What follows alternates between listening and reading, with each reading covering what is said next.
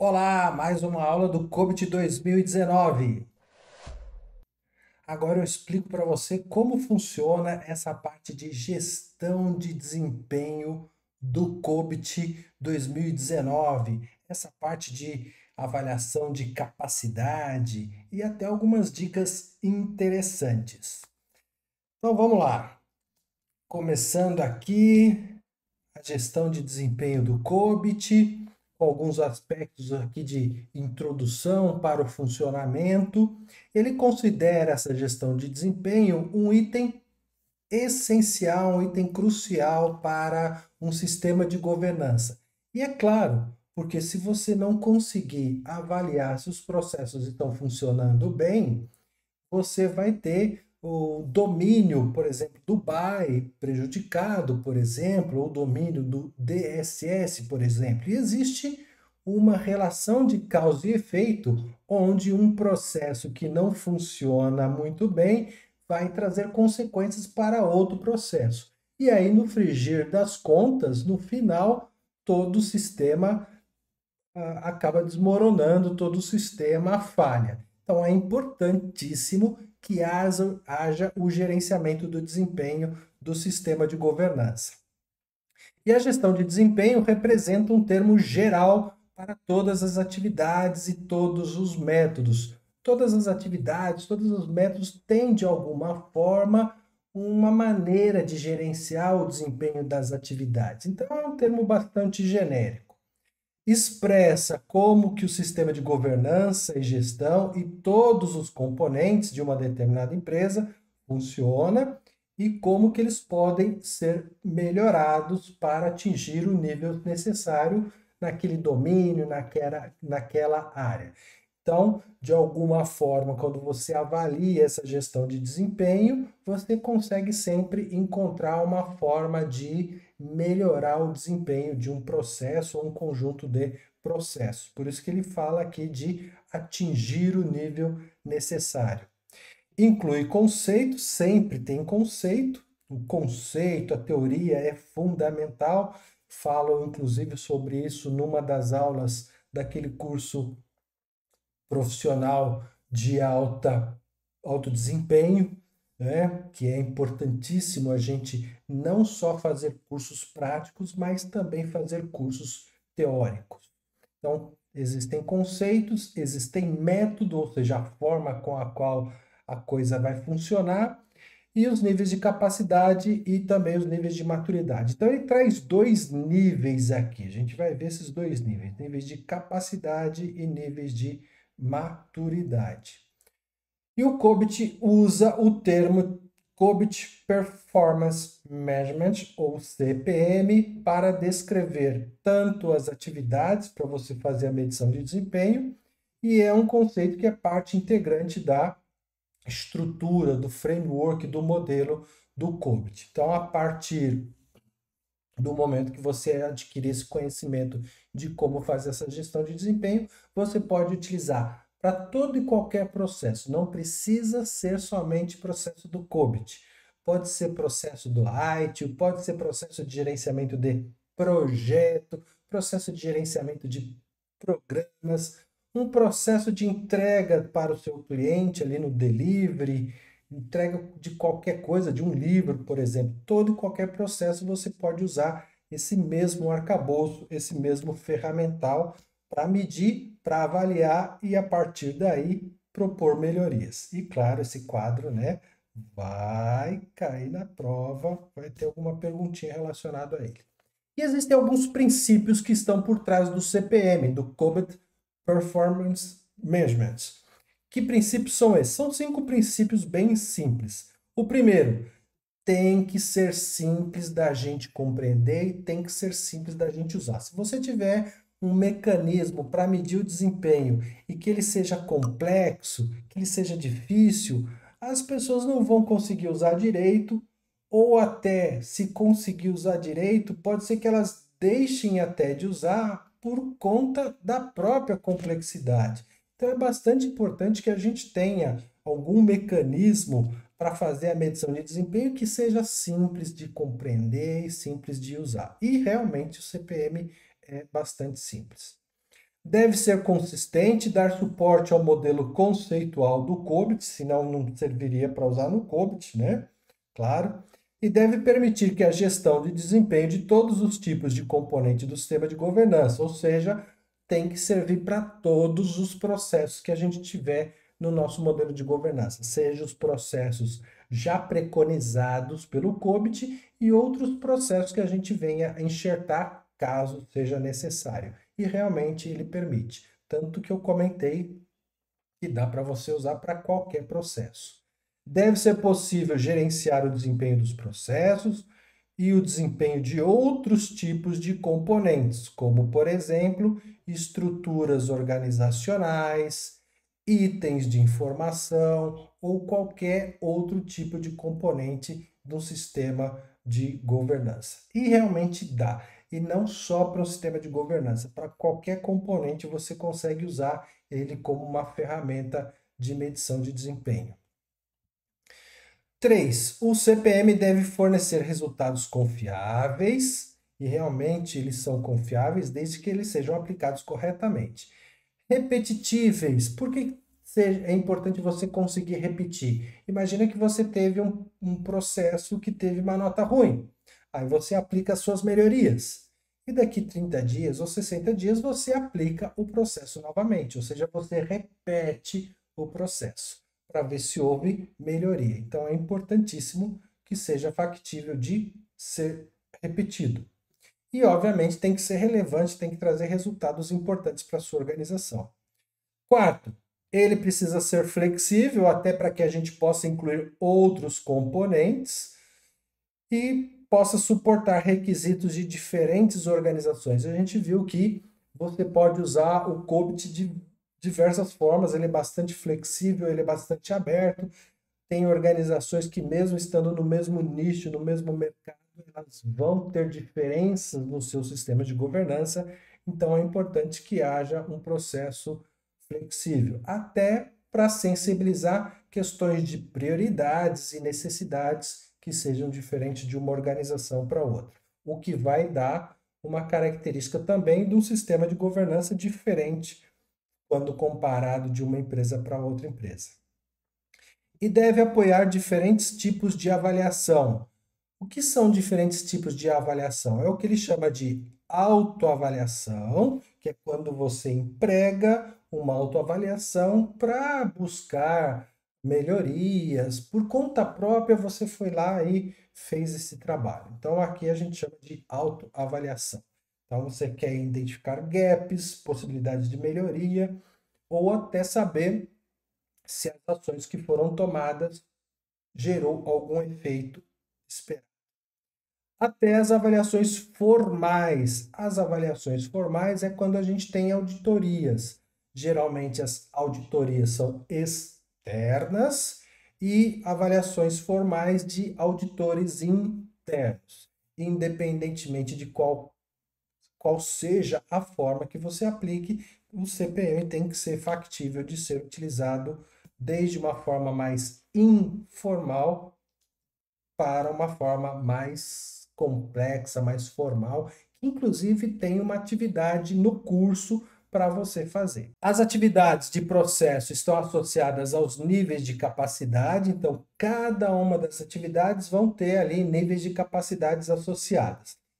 Isso significa que no livro do COBIT, ele já traz para a gente alguns níveis de capacidade associados. E eu mostrei isso quando eu falei na aula de como obter os livros do COBIT. Eu vou mostrar aqui para você novamente, pegar aqui o nosso manual, vou pegar exatamente o manual que é o maiorzinho, de 302, eu até digitei aqui a página, na página 70.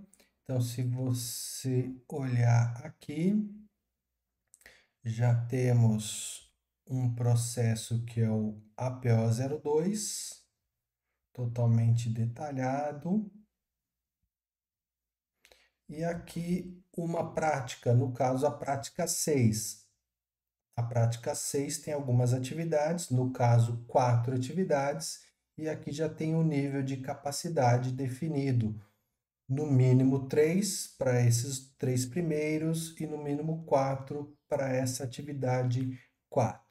Então, basicamente, é isso que ele está falando aqui para a gente quando ele fala que as atividades de processo estão associadas aos níveis de capacidade que está incluído no guia, ou seja, ele já traz para todos os processos, para todas as atividades, níveis de capacidade mínimos que precisam ser alcançados. O que é bem legal, né? Porque você já tem um ponto de referência e um ponto de partida. Outros componentes de governança e gestão podem ter níveis de capacidade definidos em orientações futuras. O que ele está querendo dizer? O COBIT ele é aberto e ele já tem um conjunto de publicações, mas o Isaac, muito esperto, já deixou uma portinha aberta. Olha, se surgir novas publicações, novos livros, isso pode incorrer em novos componentes e que também vão ter níveis de capacidade associados. Os níveis de maturidade estão associados às áreas de foco, ou seja, a uma coleção de objetivos de governança e gestão e componentes subjacentes. O que ele está querendo dizer aqui para a gente? Que você tem nível de maturidade e nível de capacidade. No nível de maturidade, vão para as atividades e para os processos, e os níveis de maturidade vão para um grupo, como, por exemplo, uma área de foco. E aqui tem um certo exemplo da figura 6.1, que vem lá do livro do manual do COBIT. Olhando os processos, a gente vai ter níveis de capacidade, e quando você olhar um grupo de processos, você vai ter níveis de maturidade. Essas informações vêm lá da ISO 15504 e da ISO 33000, vem também do CMMI e de melhorias, atualizações proporcionadas pelo próprio COBIT. Porém, caso novos componentes surjam, que ele falou de orientações futuras, aí eles vão ter apenas níveis de capacidade oriundas do COBIT e não de outras orientações, como, por exemplo, da ISO. Ainda na gestão de desempenho, os resultados do processo estão ligados agora às práticas do processo na base de 1 para 1. Ou seja, os resultados do processo são a conclusão bem-sucedida das práticas. O que ele está querendo dizer aqui para a gente? Voltando novamente ao livro. Você tem aqui o processo, o APO 09, está descrito mais lá para cima. Nesse caso aqui, ele já chegou na prática 06. A prática 06 tem algumas atividades, no caso tem 4 atividades, e cada uma dessas atividades vão ter níveis de capacidade. Então, ele está falando para a gente que os resultados do processo estão ligados às práticas. No caso aqui, prática 06, a prática 05, a prática 4, a prática 3. Então, no caso do APO 02, vai da prática 1 até a prática 6. E para que seja bem sucedida, você vai olhar exatamente essas atividades e o nível de capacidade que ela alcançou.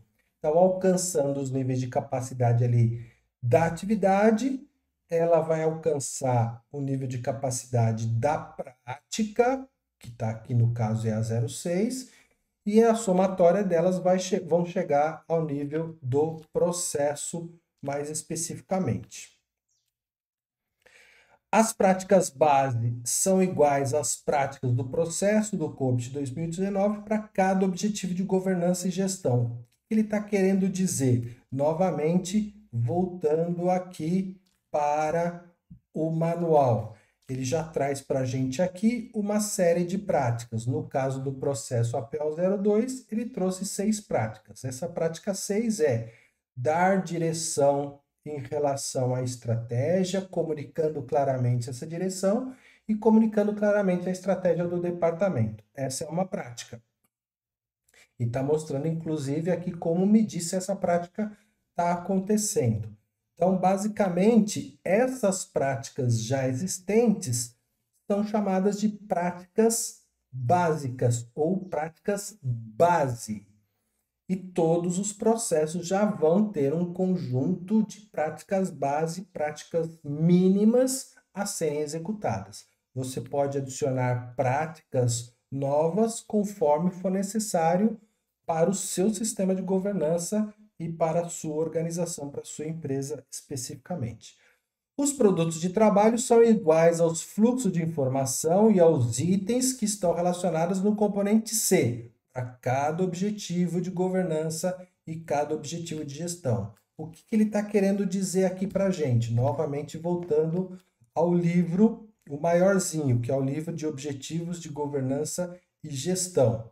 Você tem aqui o componente A, que descreve o processo. No componente B, você tem estrutura organizacional, com papéis e responsabilidades através de uma matriz RACI. Depois você tem o componente C, que é exatamente esse componente que ele acabou de comentar. Os produtos de trabalho são iguais aos fluxos de informação e os itens do componente C. É esse componente C aqui que ele está falando para a gente. E ele tem um fluxo de informação. Que fluxo é esse? O fluxo está aqui, entrada e saída. Ele vem do APO 04.02, no caso desse item aqui, dessa prática, tem uma entrada que é oportunidades de inovação ligadas a drivers de negócio. Então, ele vem lá do APO 04.02 e vai para onde? Vai para um processo interno qualquer que, nesse caso, não teve necessidade de detalhar. Vamos ver, aqui ficou mais fácil. Ó. Para a prática 02, APO2, que é o processo, prática 02. Tem uma entrada que é a oportunidade de otimização de custos. Ele está vindo lá da prática 5, do APO 06, não é nem do APO 2, é do APO 06, está recebendo isso aqui como entrada, vai gerar uma outra informação, que é gaps de riscos relacionados e das capacidades atuais, e essa informação que foi criada como output vai lá para o APO 12.01. É isso que ele está chamando aqui para a gente de fluxo de informação que seguindo a entrada from, de, e a saída indo para. Isso gera para a gente um fluxo de informação. E os produtos de trabalho, o que são esses produtos de trabalho? Nada mais, nada menos que as próprias entradas e as próprias saídas.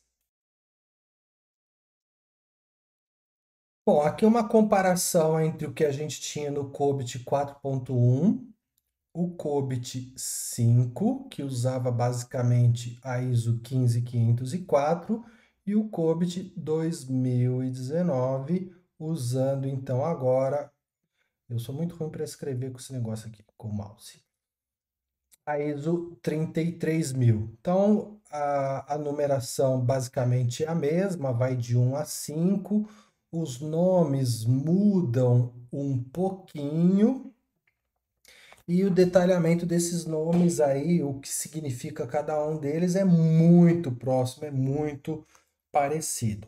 Então, se você tem na sua organização um sistema de governança usando o COBIT-5, você vai ter que fazer algum tipo de depara e ver se está bem associado o nível 3 lá que é utilizado na sua organização para o nível 3 utilizado agora com a ISO 33. Vai ser bem pequena a diferenciação. Vamos ver aqui como é que vai funcionar. O nível 0, falta de qualquer capacidade básica. Então, aquele processo, aquela atividade está muito cru, né? Nível de capacidade por processo. Existe uma abordagem incompleta, então começa a ser executada e para. Então, ele não consegue abordar o propósito, não consegue alcançar o propósito daquele processo. é como se algumas atividades são executadas com sucesso e outras não.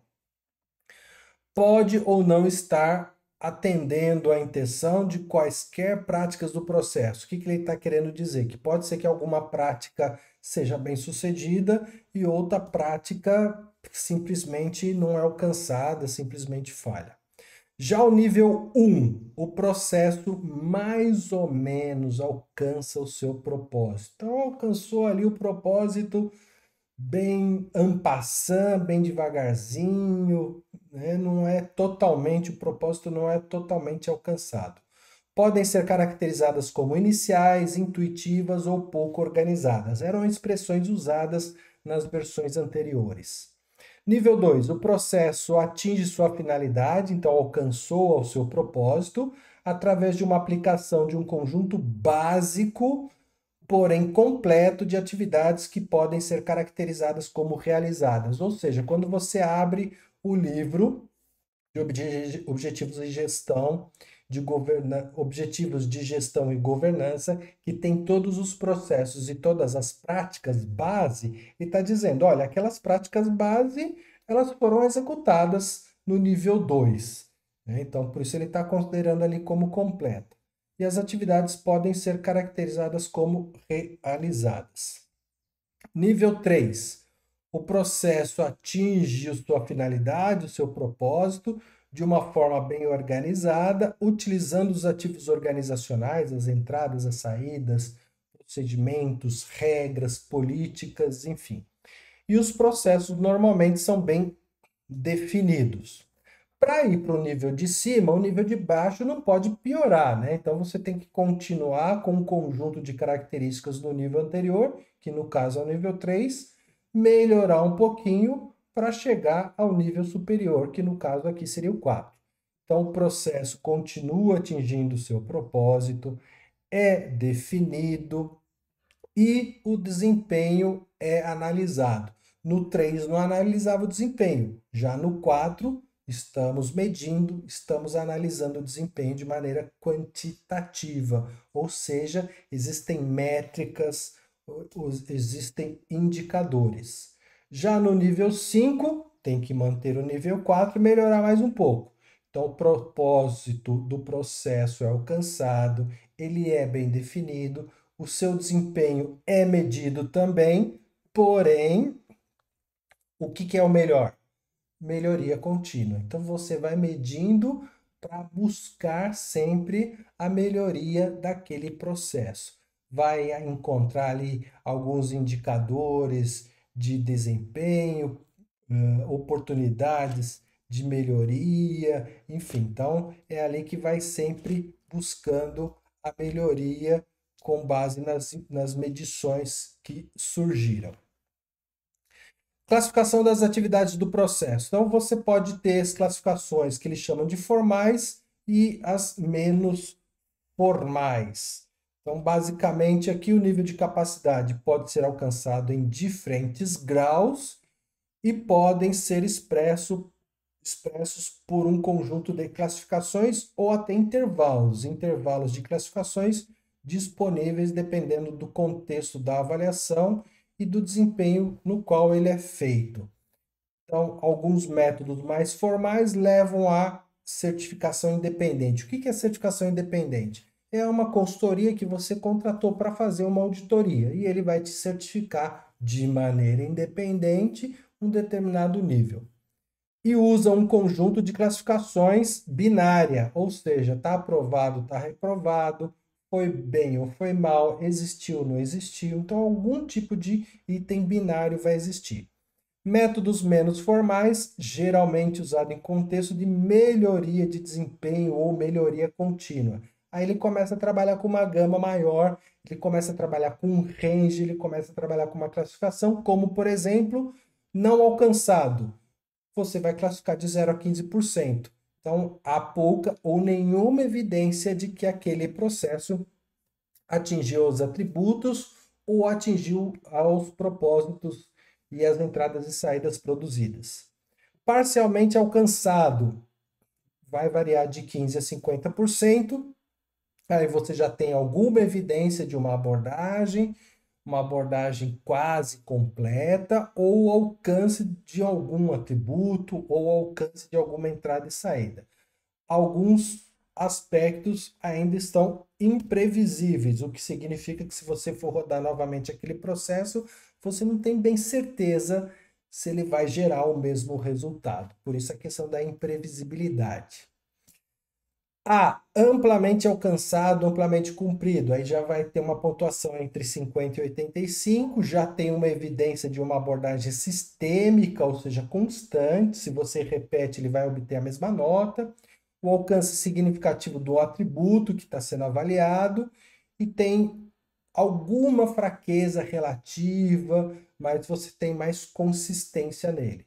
Totalmente alcançado, aí sim ele tem bastante consistência. Se for repetir, você já sabe o resultado que vai acontecer. A nota vai ser acima de 85. A abordagem é completa, é sistêmica e tem o pleno alcance do atributo ou pleno alcance das entradas e saídas. E você não vê fraquezas relativas. Olhando ali, você não consegue encontrar facilmente uma fraqueza para aquele processo. Isso aqui também é chamado de RPA, que é Rating Process Activities, ou faixa de atividades ou classificação de atividades de processo também no RPA. Já os níveis de maturidade, eu comentei com você que é um grupo, então precisa ser a nível de área de foco ou conjunto. Então, até então, a gente estava falando de níveis de capacidade por processo e por atividade. Agora, quando a gente fala de área de foco, já tem um grupo, já tem um conjunto, então a gente já está falando de nível de maturidade. Às vezes, o nível mais alto é necessário para expressar o desempenho sem granularidade aplicável e as classificações de capacidade de um processo individual. Então, quando você quer comparar, por exemplo, alguma área de foco, aí você fala, esse aqui está no nível de maturidade X, e aí você não está granularizando, ou seja, você não está decompondo, olhando processo por processo ou atividade por atividade. Exatamente isso que ele está querendo dizer aqui para a gente. Os níveis de maturidade podem ser utilizados para esse fim, então você classificar um grupo por faixa sem granularizar, sem detalhar muito. E no COBIT vai definir esses níveis de maturidade como uma medida de desempenho ao nível da área de foco. Então você vai ter uma área de foco boa, que tem um nível de maturidade 4, outra área de foco tem um nível de maturidade 2, outra área de foco pode ter um nível de maturidade 1, e aí você já sabe onde que você tem que colocar os seus esforços para melhorar, para focar ali e melhorar as atividades, melhorar os processos daquela área de foco. Os níveis de maturidade estão associados às áreas de foco, ou seja, é uma coleção de objetivos de governança e gestão e componentes subjacentes. E um certo nível de maturidade é alcançado se todos os processos daquela área, então todos os processos daquela área, têm que atingir esse nível de capacidade específico. Então, se uma área de foco tem 5 processos e você quer classificar ela como 3, todos esses 5 processos daquela área têm que ter nota 3. Senão, você não vai poder atribuir nota 3 para ele, ele vai ficar com uma nota 2. Então, como é que vai funcionar? É similar ao anterior. O anterior era níveis de capacidade, agora são níveis de maturidade. O anterior estava olhando o processo, agora está olhando a área de foco. E lembrando que para a área de foco alcançar esse nível, todos os processos que estão lá embaixo têm que ter aquele nível. Então, 0, incompleto. O trabalho pode ou não ser concluído para atingir o propósito dos objetivos de governança e de gerenciamento daquela área de foco especificamente. Inicial, o trabalho está concluído, mas o objetivo completo e a intenção da área de foco ainda não foi alcançado. Então, está inicial, está começando. 2, gerenciado. O planejamento e a medição de desempenho acontece, embora não seja de uma forma padronizada. Então, às vezes, planeja de um jeito, às vezes planeja de um outro, para uma área de foco planeja de um jeito, para outra área de foco planeja de outro jeito. 3. Definido. Os padrões de toda empresa fornecem orientação em toda empresa.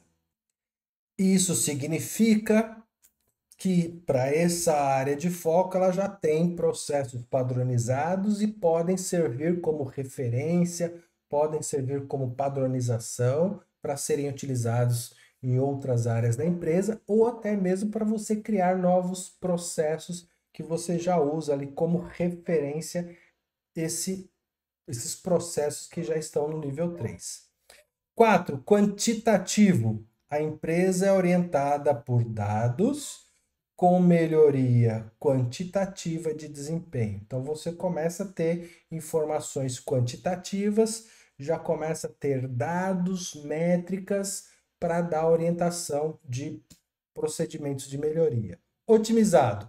A empresa é focada em melhoria contínua. Então você já tem uma área de foco ali que tem os dados sendo coletados, as métricas sendo coletadas, e isso subsidia a gente para fazer um conjunto de atividades de melhoria contínua para aquela área de foco ou para outras áreas de foco.